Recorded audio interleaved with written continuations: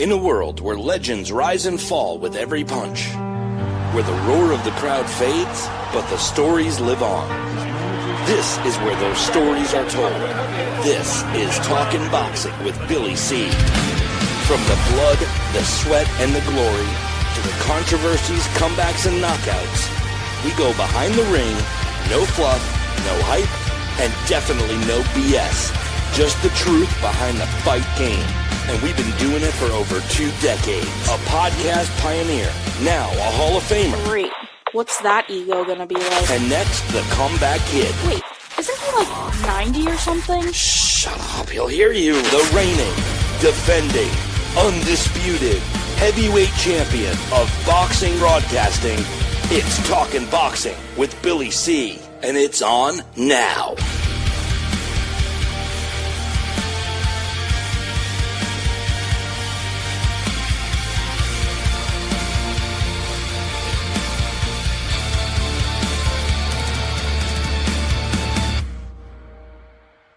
And we're coming to you live from the Billy C Studios in Lake George, New York, a rainy Lake George, New York. I'm Bill Calogero, and it's time for the Billy C Show. Good morning, good day, good evening. Whenever you're watching, whenever you're listening, I hope you're doing okay. Today's show is being brought to us by my book. Tom Molyneux, From Bondage to Baddest Man on the Planet, is available right now where all good books are sold, and you can get a copy of it right now while you're watching or listening to this very show. Just go to Amazon and check it out, or you could go to BillyCBoxing.com. I believe there's still a special going on. So give a shout out to my man John from LDLTV. He's telling me it's looking like McKillian and David Benavidez is going to be a go in November in Las Vegas. I saw some points about that earlier on social media. No official word, but I could tell you if John is mentioning it, it's pretty close to being official. Hey, today I'm going to get you caught up on the latest boxing news and rumors, like we just did, including my thoughts on the projected Anthony Joshua versus Tyson Fury fight. I have a couple of great emails I want to go through. I want to give you my thoughts on that. Plus, I want to respond to any comments or as much as I can see in the chat room during the show. I'm going to break down and predict the 3 biggest fights scheduled for this weekend and more. But first, let's talk about the fight results from this past weekend. A couple of interesting fights.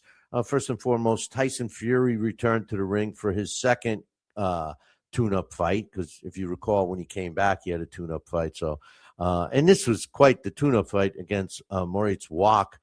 I don't know if you saw the leading up to the fight, some of the press conference. It was like a big joke. It really was. And the fight was kind of like a joke. Tyson Fury won. The official time was 3 minutes of the 7th round. Wach didn't come out. Tyson Fury was leading at the time. All the scorecards had him up 70-63. How did he look? I wasn't impressed with him fighting Wach to begin with, but I give more credit to Wach for hanging around for as long as he did. Neither fighter was in that great a shape, in my opinion. I mean, Tyson Fury never looks like he's in great shape, but Wach, I've seen him in much better shape. But I guess, when you're pushing 50 years old, we'll see what happens. I got a comment by my man Jesus in the chat room. He says, Peter Biev and J.R. Patea doesn't sell tickets, but Noel does, meaning McKillian. I think he's I think you're confused. I think you mean J.R. Patea and David Benavidez. That would sell a lot of tickets. But I'm telling you, what's happening here with the potential David Benavidez and Noel McKillian fight is 2 things. One, it fulfills the contract that David Benavidez has with the PBC, and anybody in their right mind would get the hell away from the PBC. And it's a very winnable fight. I mean, don't get me wrong, McKillian's a decent fighter. But Benavidez is showing that, he's moved up to the next level. And I agree. The fight is Jay Apatea, and don't be surprised if that's the next fight, assuming he gets past McKillian. And another thing, I wouldn't be shocked if you see that Jay Apatea somehow gets to fight for his belt back or whatever. But anyway, Tyson Fury now 36 wins, 2 losses, and a draw with 27 of his wins. 25 of his wins coming by knockout. And Moritz Wach drops to 39-14. And you would think at 46 years old, this would be his last fight. He got a decent payday. But then again, young fighters need opponents, right? And, hey, my man Coach popped in the chat room. Yes, PBC, please be careful boxing. Right. Now, the other side of the coin, AJ, Anthony Joshua, he beat his opponent, Prenga. He stopped him at 2 minutes and 43 seconds of the second round. Here's the deal. If you didn't see the fight, AJ got put on his fanny by an uppercut by Prenga, who landed early in the first round. I mean, they had some shots of Alexander Usyk, and the look on his face. I mean, first of all, Anthony Joshua was smiling and laughing, but it really wasn't. If it was like an uppercut that he himself landed on Klitschko. I was stumbling. I forgot Vladimir Klitschko. That uppercut almost sent Vlad's whole head into the third row. I mean, it wasn't that powerful, and it dropped him. I have real concerns about Anthony Joshua's chin. I mean, many people loved Frank Bruno, former world heavyweight champion, Brit. Great physiques, not as big as Anthony Joshua, but chiseled just the same. And the fans loved him, and he was very talented, except he had a weak chin. Joshua did come back and destroyed Prenga with a real powerful. It was a vicious right hand that sent Prenga down pretty violently to the canvas. The fight was waved off, like I said, at 2 minutes and 43 seconds. Prenga only loses for the second time in his career. He's never really beaten any decent fighter. 20 wins, 2 losses, all of his wins coming by knockout. Joshua now 30 wins, 4 losses, and 27 of his wins coming by knockout. I'll get to the main topic of the show, the projected Anthony Joshua and Tyson Fury, after we go through these other fights. WBO super middleweight champ Hamaz Shiraz, now under Buddy McGirt. Who, listen, I love Buddy McGirt. He, to me, he's one of the most underrated fighters that you could, trainers that you got today. But in any event, he took care of business and beat Simon Schackenhuber, and it took him the whole fight, though. Everybody was expecting a knockout. He was trying to fight a little more controlled, utilizing his jab. Shockingly enough, one judge had it even, 114-114. One had it 115-113, and the third had it 116-112. Shiraz improves to 24-0 with a draw, 19 of his wins coming by knockout, and Zackenhuber drops to 29-2 in a kind of a bloodfest at least towards the end. The IBF super welterweight champion took a big fight. This is Josh Kelly took a big fight against Koyahim Agyarko, and I'm murdering that name, but in any event, hard fought 12 unanimous decision win for Kelly, 114-113, 115-112 twice. Kelly improves to 19-1-1. Our Greco loses for the first time, 18-1. 7 of his wins come by knockout. Real bad cut towards the end of this fight that Josh Kelly suffered and, was bleeding real bad. The thing is that he wasn't as aggressive. You know what? You got to give Argarco a lot of credit for this fight. He made it too close, actually. But anyway, and one other fighter I wanted to mention on that card, I've seen him once before. It was the second time. Super featherweight from Japan, Ryuto Tsumi. This is a fighter to keep an eye on. I mean, seemingly just a real down-to-earth guy. 28 seconds of the second round, the referee called it off. Now, he stepped in the ring with Alvino Herrera. It was a scheduled 10-round fight. Going into this fight, Tutsumi only had 4 fights. And he goes in with this guy who was only once he was undefeated, actually, 18-0 with 2 draws. And in the first round, Tutsumi battered him. He somehow stayed on his feet towards the end. He went down, but got back up on his feet and managed to survive the round.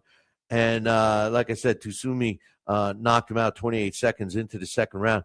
This guy looks like one of those talents that don't come around too often. Keep an eye on him.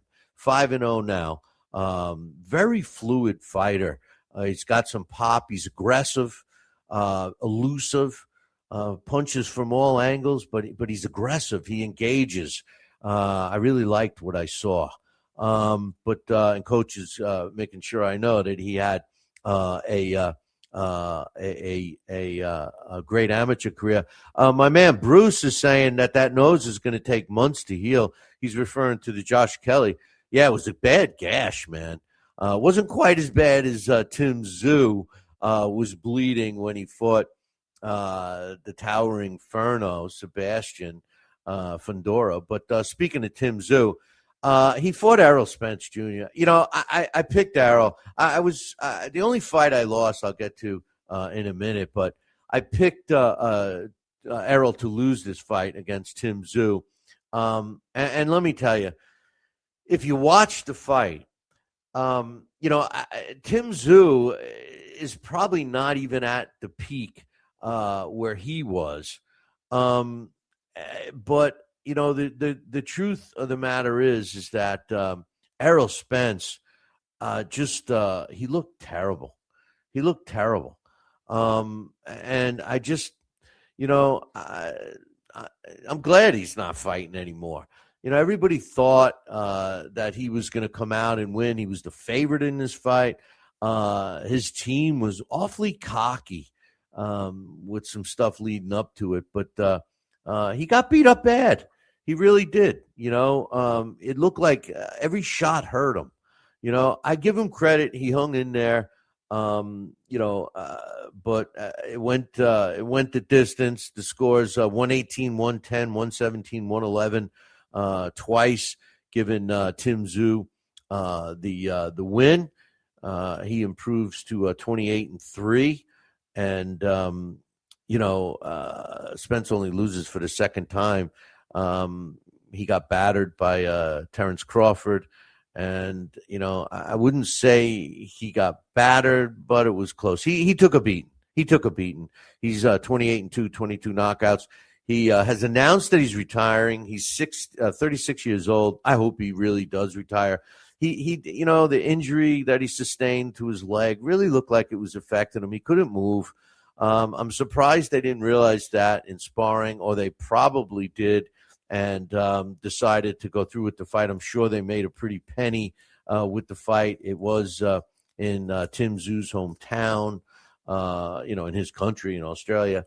And I just believe that he made some coin and he's checking out. As far as Tim Tszyu is concerned, he's calling out the WBA middleweight champion, Urslandi Lara, who I forgot was still a champion at 43 years old. Would be an interesting fight. Now, for the fight that took place at Madison Square Garden, Zuffa Boxing, balloons all drop every time I mention Zuffa. This is the one where I was wrong. Edgar Berlanga took care of Butler, Bang Bang Butler.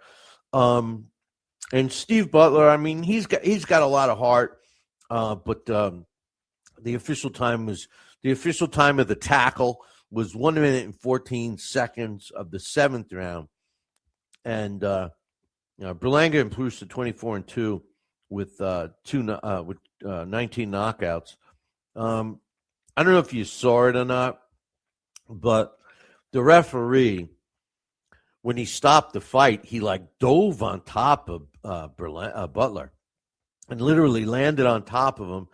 And then Berlanga, I don't know how to say it any better, but acting like a total thug, a total street fighter, standing over, ready to take another shot. Now, if you didn't see it, the scene is that Stephen Butler's laying on the canvas underneath the referee who tackled him, which quite honestly, a lot of people thought it was a premature stoppage. I kind of lean towards that. I mean, he was actually throwing a punch. Yes, he was taking a beating. He was. I mean, there was no question about it. I mean, from that respect, on one hand, you don't want to stop a fight too late. But in the manner in which he did it, New York State Athletic Commission has just a way of making themselves look like such idiots. They select this guy, and what you gotta call is a high profile. And I saw people saying, "Oh, Zuffa, they got the worst." No, it wasn't Zuffa. Zuffa doesn't pick the referees.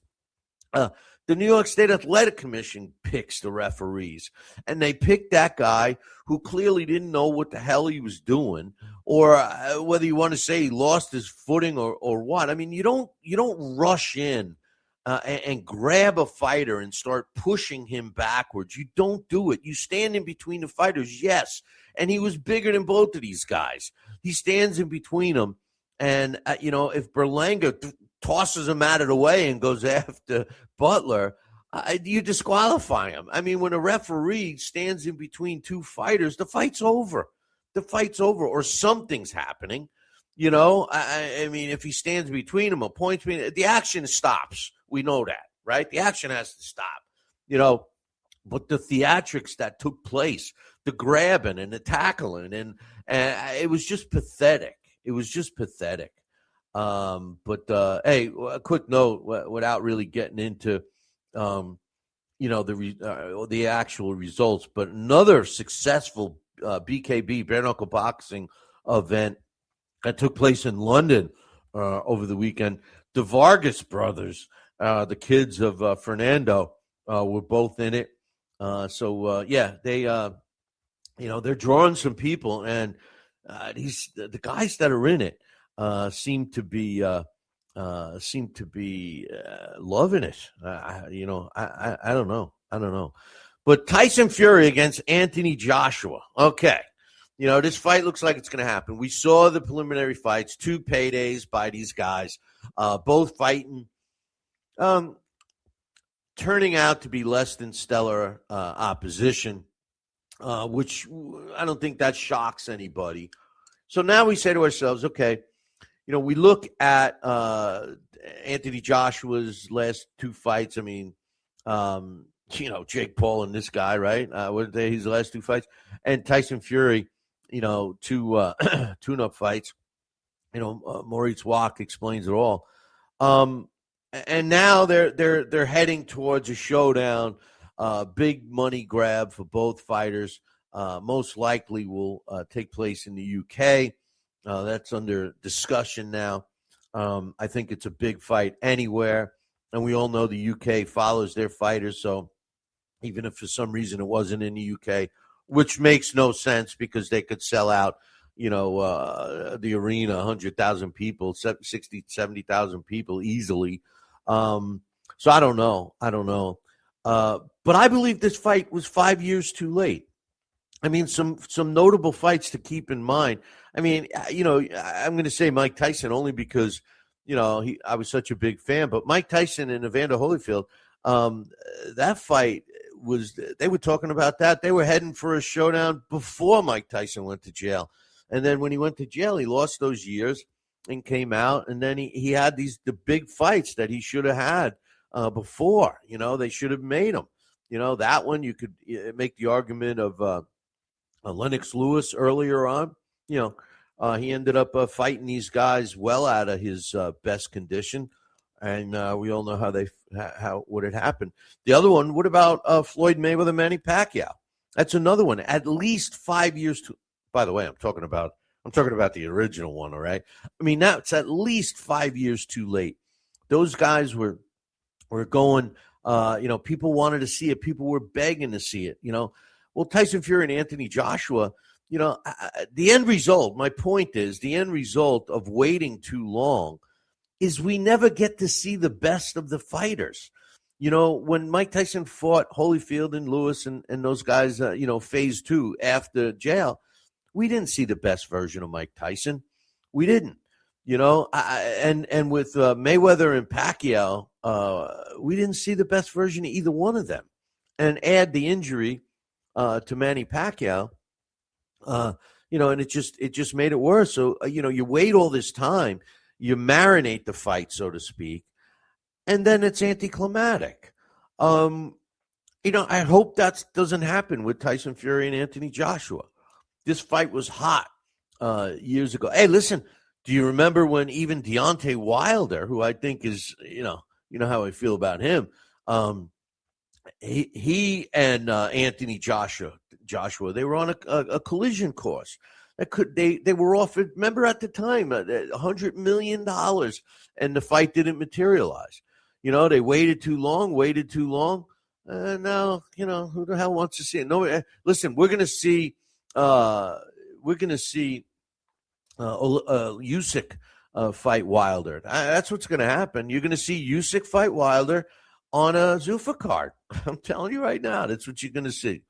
Tyson Fury, Anthony Joshua, 5 years too late. What are we going to get? We got glass jaw Anthony Joshua. Even Tyson Fury, who in my opinion doesn't have as a powerful punch that he should have for his size. For his size, he should land a solid punch on somebody and just put them to sleep. I mean, coach is asking, why is Wilder even fighting ahead of all the others? Because it's the last fight for Usyk. It's a cash out. Usyk gave up. Here's the thing. Usyk gave up all his titles. Everyone still recognizes Usyk as the champion, as the guy, right? Well, think about that for a minute, boys and girls. Doesn't that prove to all you title belt lovers or you people out there that think that you got to fight for a title? Doesn't that prove it's all bullshit? I mean, we know who the best fighter is. The belt is just a money grab. Pay the fighters enough money where they don't have to fight for these trinkets. Pay them enough. One title. Top 10 contenders. Whoever Usyk fights is going to be a money fight. But he's going to fight for one more title and win it. And it's going to be a Zuffa belt. And they're going to sell it saying that Deontay Wilder possesses the equalizer. And it's true. He does. Does he stand a chance with Usyk? No. I mean, the kid, Verhoeven, Rico there. I mean, he made it interesting, just like Nagano made it interesting with Tyson Fury. I mean, listen, it all depends on how these fighters train. Now, will Tyson Fury and Anthony Joshua train hard for their fight? Of course they will. Make no mistake. They're both going to come in and in the best possible condition that they can at this stage of their careers. My point is, we're just not seeing the best versions of them. Is it better for them? Are they making more money now than they would have? Remember, there's, not that, I'm going to contradict what I just said, but there's no belt on the line, which obviously you don't need a belt to sell. Usyk's going to sell. These two guys are going to sell. So, I mean, do I like the fight? Yeah, I like the fight. And the reason why I like the fight, I wish the fight was 5 years ago, but I like the fight now too, because of a couple of reasons. Number one, I like the fight because there is definitely going to be some British pride on the line. All right, the Brits, you know what? They put a lot of value in fights, in winning fights. I mean, they really do. It's a pride thing. You go back, even not in a boxing ring. They're like that. Maybe it's because they drink too much. I don't know, but the thing is that there's going to be a lot of pride on this in this fight. The other thing is, both fighters are going to come in condition. Now, we know Anthony Joshua always comes in condition, but when Tyson Fury is in good shape, he's a tough out. I mean, listen, he's going to know how to tie up Anthony Joshua. The thing about Anthony Joshua is I've never seen a fighter that has lost the ability to take a punch so much as Anthony Joshua. Now, people are going to say he always had a suspect chin, but remember, he was in there with some pretty heavy-handed fighters that he didn't get knocked out by, So I don't know. And he did go the distance with Usyk, and he did get up when he was dropped, most of the times. But but the truth of the matter is it's just seemingly has gotten worse. And I think that Tyson Fury, he's going to be able to land some shots. So the question is, what's AJ going to do? I know he's been working like an animal in the gym. We heard that from Usyk, and he looks it, and we know he's going to be mentally there. What can he do to help his chin? I'll tell you one thing he could do. He could employ some defense. When he throws his punches, if you watch, I happen to have been able to watch some video of him throwing his punches, and at Prenga, and frame by frame, and he's every time he throws a punch, he's open for the counter punch, and any angle even, and even an uppercut. In slow-mo, I've never noticed how open he is. Not only for just a regular punch, but the uppercut. I mean, right up the middle. This kid is open all the time. And, Tyson Fury is going to be able to exploit that. And Tyson Fury is going to be able to tie him up. I think that AJ has a really good chance of winning this fight. And it's a simple game plan, in my opinion. And, the way Anthony Joshua beats Tyson Fury is he outboxes him. And everyone's going to say, oh, wait a minute. Tyson Fury's a great boxer. I don't know if he's a great boxer. He's a great guy that knows how to utilize his size and tie up his opponent and throw enough punches to win a fight. And he has gotten aggressive, and he has stopped fighters. But I've seen Steve. I'll never forget this Steve USS Cunningham dropping him with an uppercut. Okay, now he's a much different fighter than he was then. But Cunningham was coming up in weight, fighting this monster. Cunningham was a light heavyweight, then a cruiserweight. The thing about Anthony Joshua, the reason why I say outbox him, is because Anthony Joshua, if he was smart, would be on his toes, would be implementing a stiff jab, and just keep circling around Tyson Fury. Tyson Fury, the one thing that Tyson Fury isn't is fleet of foot. He's a plotter. He's not dancing around. He acts like he does, but, just his upper body moves. And he's got those toothpick legs, but so does AJ. It's going to be an interesting fight. I'm looking forward to it, and we'll talk more when it's officially announced. Speaking about waiting too long for fights, Mayweather. Listen, it was reported, and thanks to my man Coach for connecting me with it, but it was reported that Floyd Mayweather Jr., allegedly said publicly that he was stating basically, and I'm paraphrasing that, Inoue has to stop ducking Bam Rodriguez and fight him now. All right. I find that ironic because, Mayweather made the second half of his career as a specialist in ducking fighters in their prime and waiting for the right time to fight them or taking the easiest route. I mean, he was exceptional at it. And he's criticizing Inoue. I love what took place after that, okay? Because Bam has stated that he would fight Inoue. So Inoue says basically he was doing some stuff, him and his brother, and he says, I'll wait until February, but not, well, he actually said, but no mas. No, nothing after February. That tells me that Inoue is not only ready, that they've already been discussing it, and Rodriguez's team is dragging their feet. I know Bam Rodriguez is ready. I really hope his team isn't being stupid here, because Bam will move up. Inoue will move up to featherweight after February. So Bam's got his chance for a fight now, or they can wait, move up with him another year or so, and hope that they get him a little older. But money, this fight's money now. And again, this is another one of those potential fights that we could be talking about several years from now, saying that the fight was too late. Remember last week we were talking about how Zuffa Boxing and Dana White, they're working together, Oscar De La Hoya, because Ryan Garcia is Oscar De La Hoya's fighter, and the whatever belt he's got, WBC belt. He's that title's going to be on the line, and it's a Zuffa production and all of these things. Well, this week, Oscar De La Hoya says no, that don't trust Dana White and Zuffa Boxing.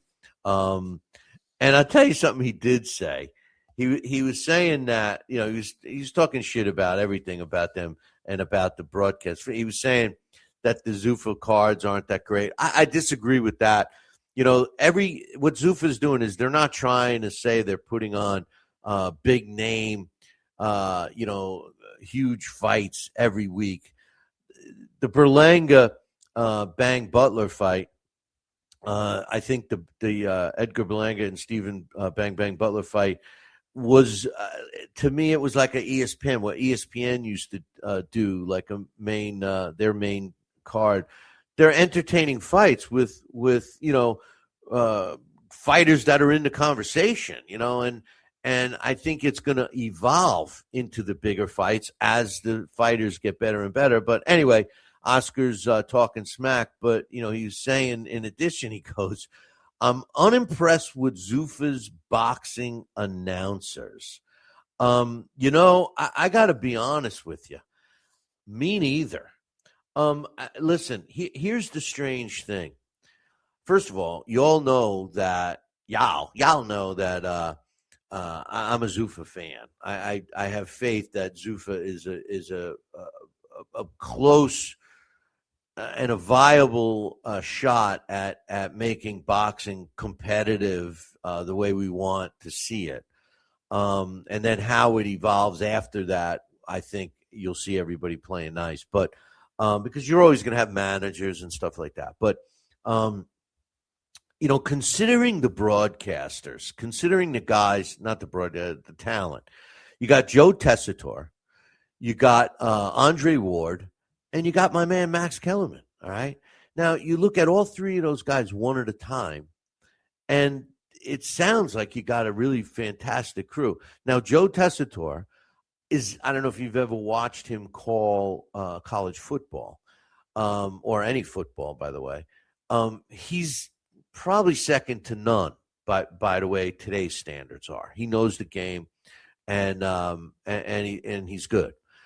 Now, he used to call boxing for ESPN, and at times he was good, and it seemed like we watched him learn about the sport while he was on ESPN. Well, now when he does boxing, specifically for Zuffa, I want to throw something at him. If he was next to me, if I was ringside and I heard the broadcast, I think I'd throw something at him. I'm not saying anybody else. I'm saying me, if I'm covering the fight and I'm ringside. I'm not suggesting anybody should throw anything at the guy, but and I wouldn't really throw anything. Okay, I wouldn't. All right, but the truth of the matter is, it's so frustrating. He's almost unbearable. Then you take a guy like Max Kellerman. I love. First of all, I like Max. I've had the pleasure of meeting him a couple of times ringside. Very nice guy, and he knows the sport. I know he knows the sport, but Max is a corporate guy. And, we saw that with HBO. We didn't see it as much with ESPN in the early days, but we saw it with HBO big time. And we're seeing it really badly now, not only with Paramount, but with his, other involvement with his ring show or whatever he's doing. I think it might be on DAZN. I don't know. But same thing. It's all corporate. And he calls, when he's calling fights, he's the same, and he's talking about things that are not related to what's going on in front of you. Or he'll start talking about, like for an example, this last fight, he kept telling us how great of a fight it was going to be before the fight, during the fight, and after the fight. And they're calling the fight, they're calling everything as if we aren't seeing anything. Like they're radio guys. And then you have Dre. I was never, I know a lot of people disagree with me, but I was never impressed with Andre Ward for some reason. I know he did great things in the ring, and I applaud him for that. And he was, a very good fighter. There was something about him I didn't like, and I think it's just his he thinks his shit don't stink kind of a guy. He thinks he's above everybody. And I only met him in person one time, and it was in Las Vegas, and it was, behind the scenes walking in an event, and it was an ESPN event, and he was on that show. And he's just kind of pompous. He's just kind of a pompous guy, almost as bad as Teddy Atlas. And you put all three of them together, you got Andre talking about himself, everything that he compares to fighters, he's comparing to what he did or how they should be doing it. And Max is sometimes, in the fight that we're watching, and sometimes he's outside of it and he's promoting and doing these things. And Joe Tessitore is yelling and screaming at you, and he's not as bad as Mario Ranallo, but a lot of times he'll repeat something Max or Dre says. They'll say, "Oh, he's landing some body shots," and then a couple of seconds later you hear Joe Tessitore saying, "He's landing some body shots, guys. What's your thoughts on that?" And it's like, come on, love all three of them. Don't like them all together with Zuffa. That's my opinion. Got a couple of emails here I wanted to read. This one, when I saw this one, I was kind of shocked, because he's such a long-time listener. I haven't heard anything from him. I didn't realize he was still listening. But anyone that's watching or listening that's listened to the show is going to recognize the name. This is from Raheem, my man Raheem. And he says, "Hey, Billy C, it's Raheem." That's how he always started his emails. "Hey, Billy C, this is Raheem." He says, "I hope you're doing good, and I'm still your number one fan." Well, I tell you, Raheem, I was so glad to see an email from you again, and I'm glad you're still with us. And he says, "I was wondering," and then this was the thing. Raheem always had these things, and this is like a blast from the past for me, because he says, "I was wondering on the Mayweather-Pacquiao rematch. I think this fight's going to be great, and I want your opinion." And he says, "My dad says hi, too." His father used to always send little messages through Raheem. Well, I'm glad you both are still watching or listening to the show. What's my thoughts? I hate to burst your bubble, Raheem, but, here's the thing. I just was talking about how I thought their first fight, which really should have been the only one, should have taken place 5 years earlier. I think we would have been treated to two fighters in their prime, so to speak, at their peaks at that weight division. And who knows, the outcome could have been different or in either way. I mean, Floyd could have decisively beat him, could have stopped him. I don't know. I think Manny would have. But, we missed out. You wait, and they're both pushing 50, Raheem. Now, I mean, Manny, he still was competitive against Mario Barrios, who just lost his belt to Ryan Garcia. So you put Ryan Garcia in there against Manny Pacquiao. Is he competitive? But against Floyd Mayweather, it'll be an even fight in terms of, how they are. They're both similar in age. I think Floyd might have a year on him. But they both will be in good shape. The question is, do you want to see two pushing 50 guys fight? Neither one of them is really part of the boxing discussion anymore, especially Floyd.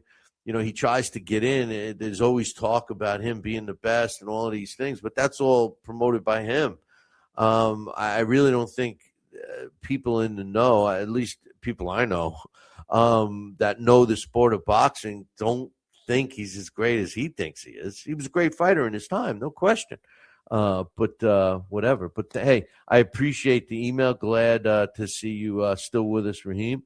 Got another one. This is from my man Chase. He says, "Hey Billy C, this has probably been asked before, but I can't recall.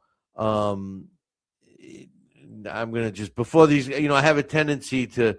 The chat room chats go by so quick, I don't get to see it, but I got one by Coach. He says CSI Sports Events is suing Floyd $4.6 million for taking upfront cash and pulling out of the rematch. Well, we knew this was coming. It's not going to end well for Floyd, and what's going to make it worse is he's going to get beat up. Somebody's going to beat him up, and I'm looking forward to paying for that. But anyway, back to the email from Chase. He says, this has probably been asked before, but I can't recall. Trinidad and Mosley had similar experiences in their careers, such as controversial bouts with Oscar De La Hoya. And he says he thought Oscar beat Trinidad. And Mosley, the second time, he said it was close. And each of them lost to Winky Wright by decision, and both destroyed Mayorga. The Mayorga bouts weren't a surprise. I was a big fan of both, so I was wondering who you thought would have won a rematch. Who would have won in a match if they fought between around 2000 and 2001. I don't know why, but I'm leaning towards Trinidad. However, I wouldn't question any taking Mosley either. I'll tell you something. It's a great question. Felix Trinidad was always a bigger fighter. I mean, So you're looking at a different style fighter, even if we're looking at it at the same weight, right? So he always fought bigger than Sugar Shane Mosley did. Sugar Shane Mosley eventually went up to those weights, but Felix Tito Trinidad was always a bigger fighter.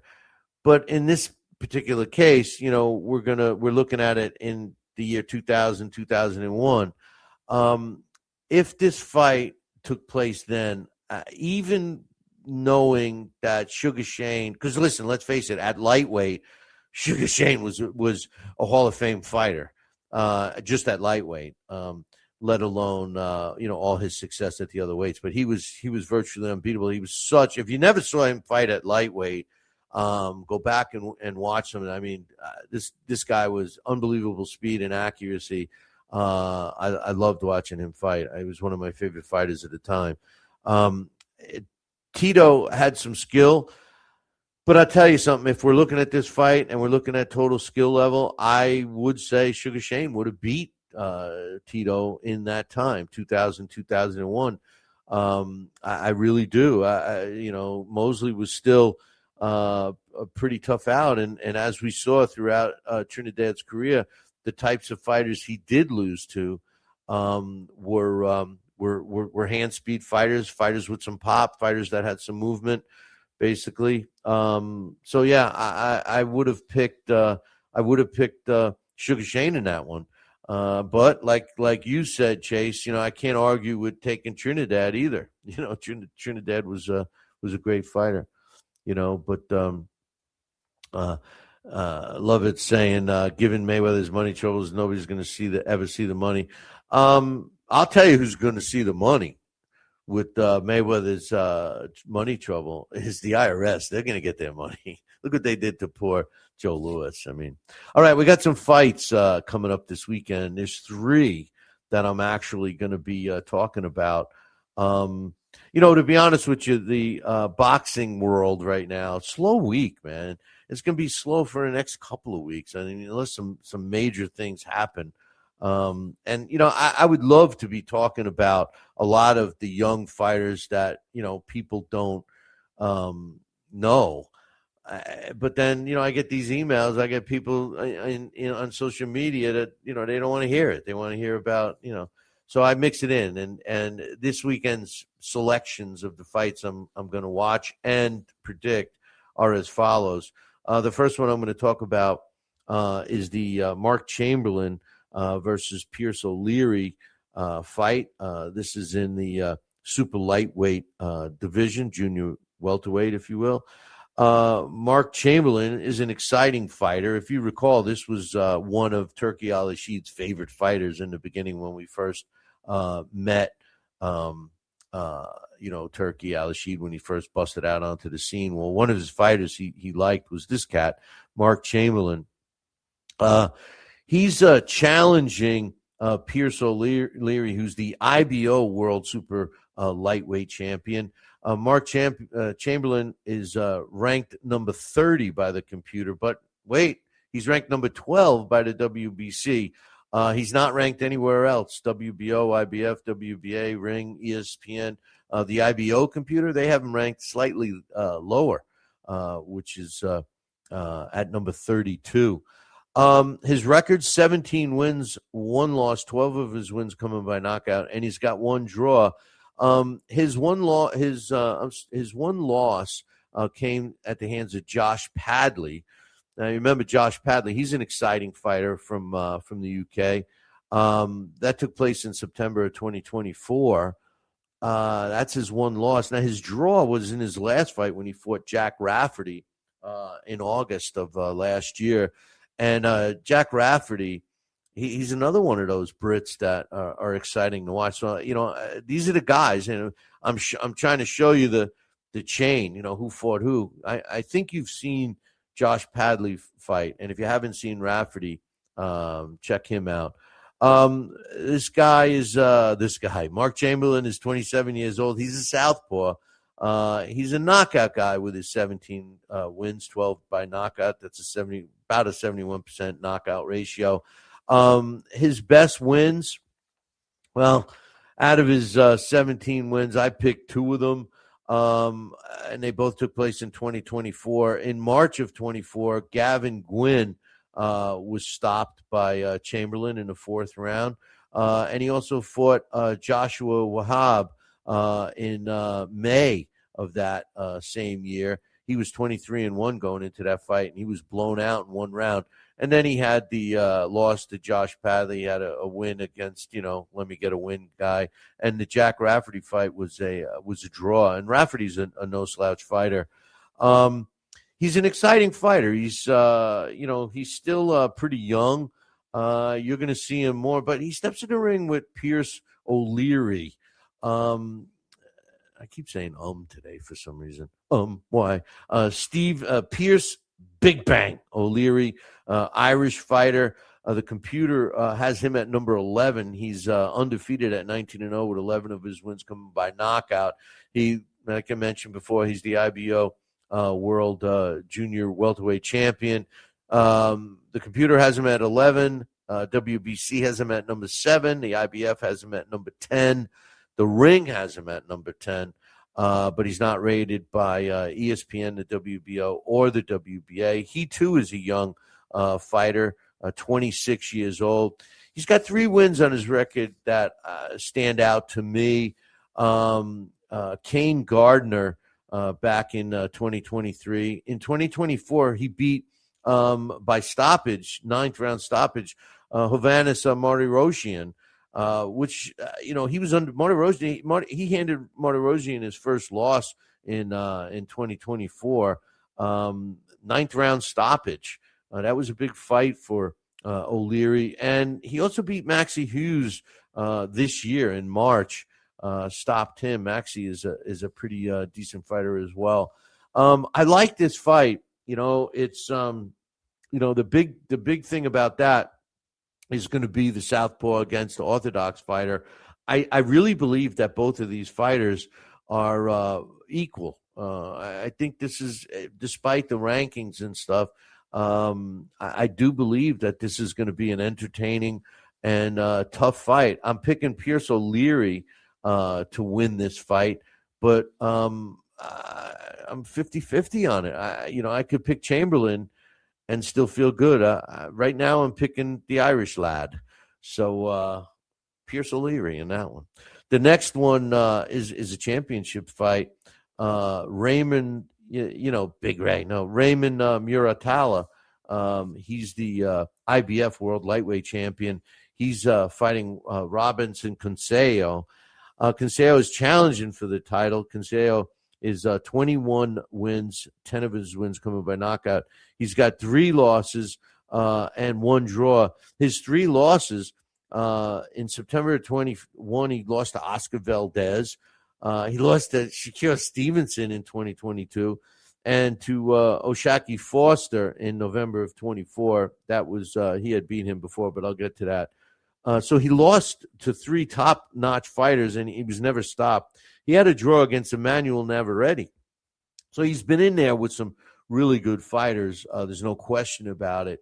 37 years old already. Orthodox fighter, 5'9.5", 69.5-inch reach. He's a boxer. He's not really a knockout guy. 48% KO ratio. The computer ranking, they got him at number 18. The IBF has him at number 11. He's not rated at the WBC, WBO, WBA, Ring, or ESPN. And the IBO computer, which I like their rankings the best, they got him at number 18 as well. His 3 big wins, because really when you look at his 3 losses, they were all against top-notch opposition. His 3 biggest wins with the fights he had left, in 2022, he beat Xavier Martinez in a 10-round decision.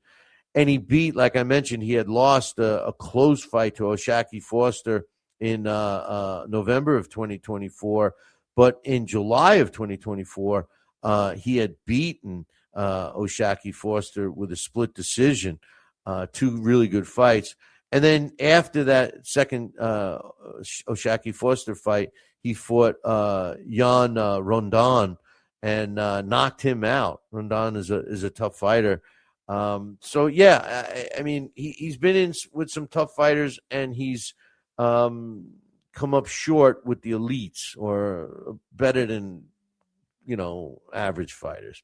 Now Muratalla, he's like I said, the IBF World Lightweight Champion. He's 24-0, 17 of his wins coming by knockout. The computer has him at number 1. The Ring has him at number 2. ESPN has him at number 3 because he's the IBF World Champion. He's not ranked WBC, WBO, WBA, or the IBO. He's 29 years old, orthodox fighter, 5'8", 72-inch reach. He's a knockout guy, almost 71% knockout ratio. 2 fighters stand out, and I don't want to be too critical, but 2 fighters really stand out on his resume to me. And of course, in 2024, the name that you have to give him credit for winning is Tevin Farmer. Tevin Farmer was, tops in that time. Even before that, he was even more highly regarded when he fought Muratalla. He was 33-5 with a draw. And then he also fought Zaire Abdulov in 2025. 2 big wins in my opinion. He did beat Andy Cruz. Now Andy Cruz was 6-0 going into the fight, but another one of these amateur standouts. Who's going to win this fight? Well, Consejo is a good fighter. He's a boxer. I think he's going to be fighting to survive. He's 37 years old. Muratalla, basically, he gets by this fight and maybe a unification. There's a big money fight on the horizon. I'm picking Muratalla in this one. And the third and final fight, I think, is going to be the one that I'm looking forward to the most, to be honest with you.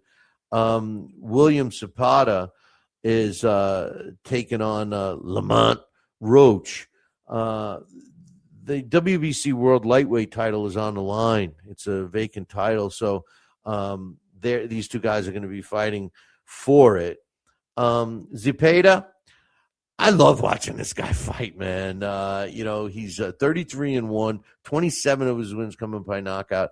His last fight was July of 2025, so he's not ranked by the computer, and that was because it's over a year ago, slightly. Shakur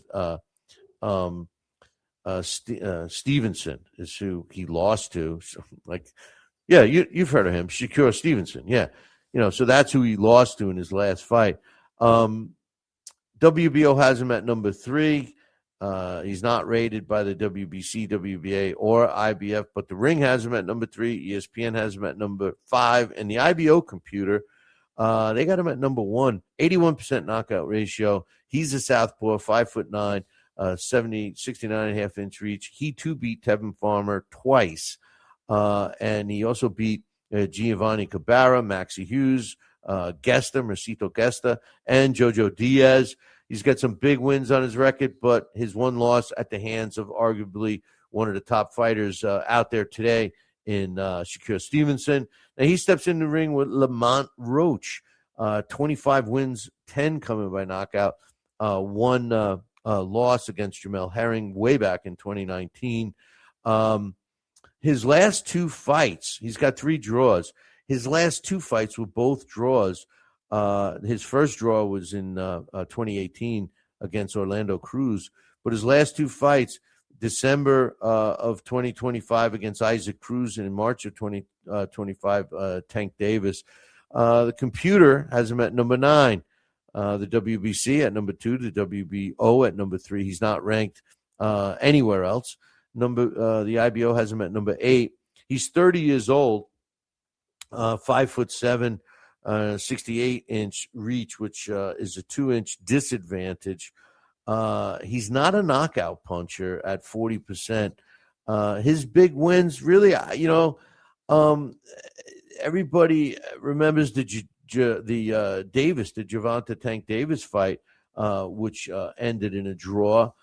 But when you look really at his resume, I mean, yeah, there's some names on there, but when they were way past their prime, the best fights he had in 2022 against Angel Rodriguez, in 2023 he fought Hector Luis Garcia, and in 2024 he fought Fiergal McCrory.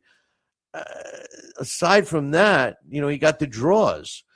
Who's going to win this fight? Well, I think Zepeda is a fighter that is an action-packed, come-at-you fighter.